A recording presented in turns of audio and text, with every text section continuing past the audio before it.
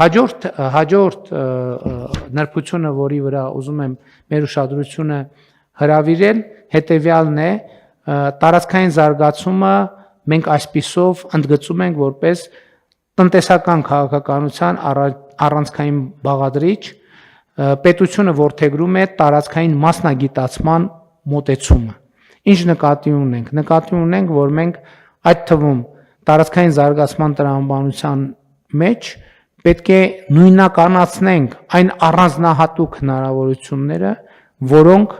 հատուկ են տվյալ տարածքին։ Կլինի դա մարզի մասշտաբով, կլինի համայնքի մասշտաբով, կլինի գյուղի մասշտաբով, որովհետև այո, ընդհանուր առմամբ մենք ունենք քաղաքականություններ, որոնք կիրառելի եւ արդյունավետ կարող են լինել բոլոր տեղերում։ Մասնավորապես այն, որ բոլոր տեղերում պետք է լինի ճանապարհ, ոռոգման ջուր, խմելու ջուր եւ այլն եւ այդպես շարունակ, դա ակնհայտ է, բայց այնուամենայնիվ ամեն առանձին վերցրած համայնք, մարզ, բնակավայր կարող է ունենալ զարգացման որոշակի յուրահատուկ ուղի ընտրելու տրամաբանություն, որի դեպքեր իմիջիայլոց հանրապետությունում արդեն իսկ կա։ Ասենք ամենահայտնի օրինակը Արենի համայնքը, որը կենտրոնացած է, ասենք գինու արտադրության վրա եւ ելի ուրիշ բնակավայրեր կան, որոնք ունեն իրենց առանձնահատկությունը եւ զարգացման ռազմավարություններ եւ մարտավարություններ որդեգրելիս մենք պետք է այս առանձնահատկությունները հաշվի առնենք։ Ուղիղ կամ անուղակի եւ ուղակի կերպով կապվում է Հայաստանի Հանրապետությունը օտարերկրյա մասնագետների համար գրավիչ միջավայր դարձնելու օրակարգը։ Վերջերս նաև մենք մասնավոր հատվածի հետ քննարկումներում դուրս ենք բերել մի կարևոր օրակարգ, որտեղ ժամանակակից աշխարհում ձևավորվում է գլոբալ այնպիսի ուղղություն, որը անվանվում է digital nomad կամ թվային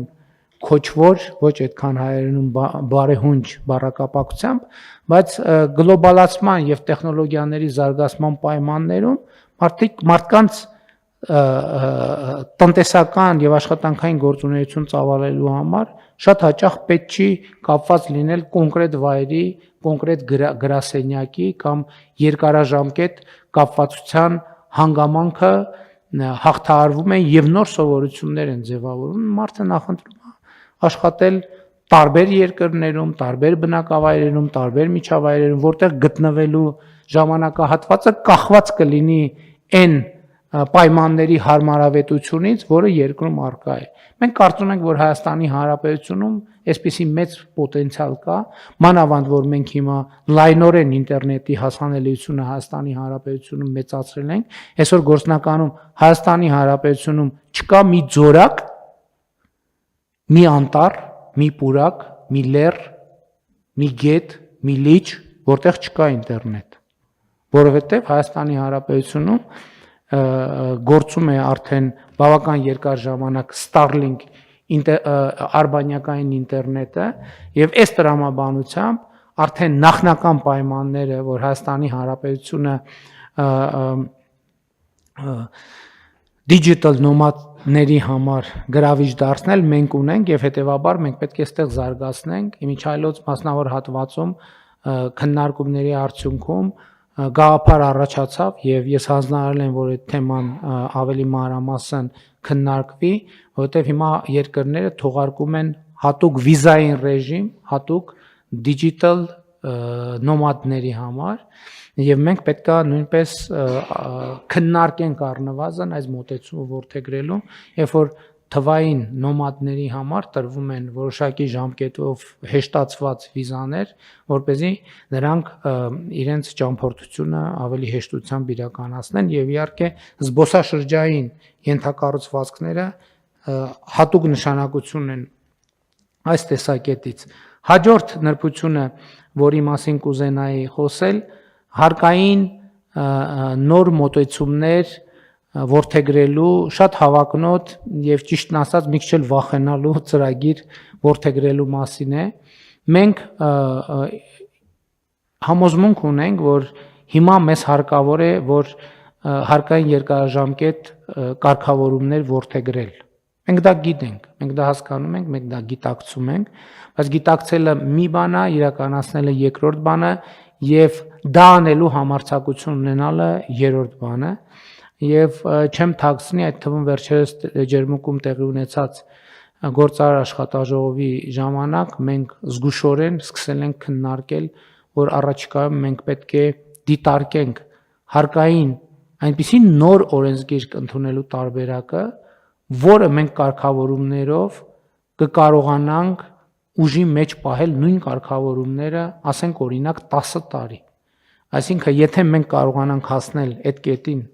որ ընդունենք հարկային օրենսգիրք եւ արձանագրենք, որ հարկային այս կարգավորումները առաջիկա 10 տարում լինելու են ուժի մեջ եւ հաջորդ 10 տարվա փոփոխությունները քննարկվելու են նախորդող 5 տարվա ընթացքում, սա իհարկե Հայաստանի որպես ներդրումային միջավայր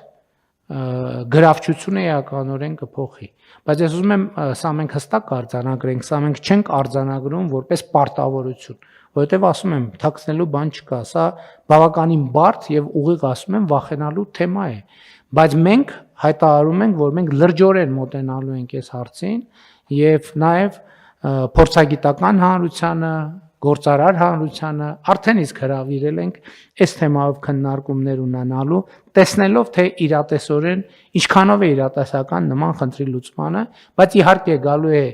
պահը, երբ որ առաջանալու է ուղղակի քաղաքական պատասխանատվության խնդիր, եւ մենք լրջորեն դիտարկում ենք այդ քաղաքական պատասխանատվությունը ստանձնելու տարբերակը։ Եվ նաեւ կառավարման արդյունավետությունը բարձրացնելու առումով էական ենք համարում թվայնացումը, որովհետև մենք շատ ենք խոսում այն մասին, որ մեր կարգավորումները երբեմն շատ բարդ են, շատ երկար են, շատ խճճված են եւ հանրապետության պատմության ընթացքում տարբեր փորձեր են եղել կարգավորումները հնարավորինս պարզեցնելու, իհարկե այդ փորձերից մի մասը եղել են բավականին հաջող, մյուս մասը եղել է ոչ այնքան հաջող, բայց մենք եկել ենք այն եզրակացությամբ, որ այս խնդրի լուծման ուղիղ ճանապարհը թվայնացումն է, որովհետև նախ թվայնացումը մեզ համար առիթ է, որպեսզի մենք ամեն ինչի անդրադառնանք հետևյալ տեսակետից։ Իսկ արդյոք այս կարգավորումը պետք է,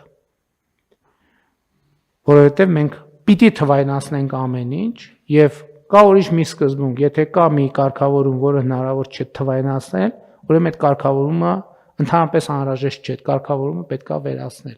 Եվ երկրորդը ամեն ինչ չի, որը հնարավոր է թվայնացնել, դա ինքնին չի նշանակում, որ դա անհրաժեշտ է։ Մենք պետք է նորից վերանայենք եւ երբ որ մենք ворթեգրում ենք այդ սկզբունքը, որ պետությունը քաղաքացուց կամ սուբյեկտից պետք է մի տվյալը մի անգամ վերցնի եւ հետագայում երկրորդ անգամ նույն տվյալ ներկայացնելու անհրաժեշտություն չառաջացնի քաղաքացու համար, սա էլ մի իրադրություն է եւ բանաձև է, որը անխուսափելիորեն մեզ տանելու է բազմաթիվ կարգավորումների ուղղակի չեղարկման դրանց անհրաժեշտ չլինելու հիմնավորմամբ։